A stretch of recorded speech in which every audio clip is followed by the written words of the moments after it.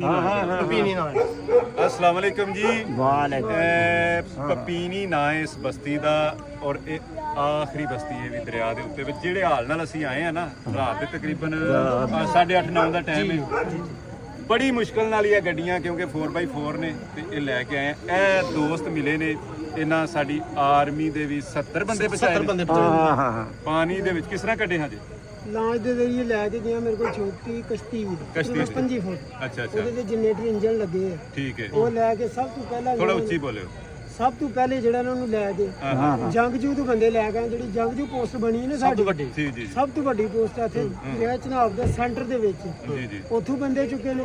ਬਾਅਦ ਚ ਆਪਣੇ ਸਾਡੇ ਦਰਬਾਰ ਬਾਬੇ ਕਾਲੇ ਸਰਕਾਰ ਉੱਥੋਂ ਚੁੱਕੇ ਨੇ। ਫਿਰ ਅੱਗੇ ਖੁੰਦੋ ਚੱਕ ਪਿੰਡ। ਅੱਛਾ ਅੱਛਾ ਯਾਨੀ ਆਰਮੀ ਕੋਲ ਕਸ਼ਤੀਆਂ ਕੋਈ ਨਹੀਂ ਸਨ। ਆਰਮੀ ਕੋਲ ਕਸ਼ਤੀਆਂ ਨੇ ਲੇਕਿਨ ਉਹਨਾਂ ਨੇ ਇਸਤੇਮਾਲ ਨਹੀਂ ਕੀਤੀ। चलानी नहीं हुई पानी ਦਰਿਆ ਵਿੱਚ ਬੜੀ ਬੜੀ ਲੱਕੜ ਆ ਰਹੀ ਸੀ।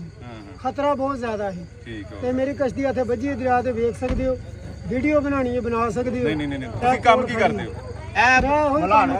दरिया ਇਹ ਜੀ ਸਾਡੀ ਕੌਮ ਦਾ ਹੀਰੋ ਵੇ।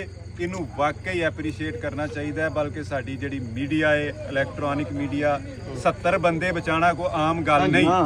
ਅਸੀਂ ਅੱਜ ਰਾਸ਼ਨ ਵੀ ਦੇ ਕੇ ਜਾਵਾਂਗਾ ਤੇ ਸਾਡੇ ਵੱਲੋਂ ਜੀ ਡੇਰਾ ਸ਼ੇਰਾਂ ਵਾਲਾ ਦੀ ਤਰਫੋਂ ਤੁਹਾਨੂੰ 20000 ਰੁਪਏ ਨਾਮ ਹੀਰੋ।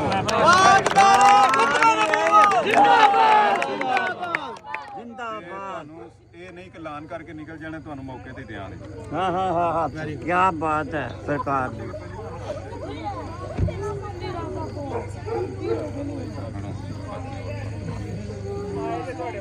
ਕਿੰਨੇ ਹੋਏ ਜੀ?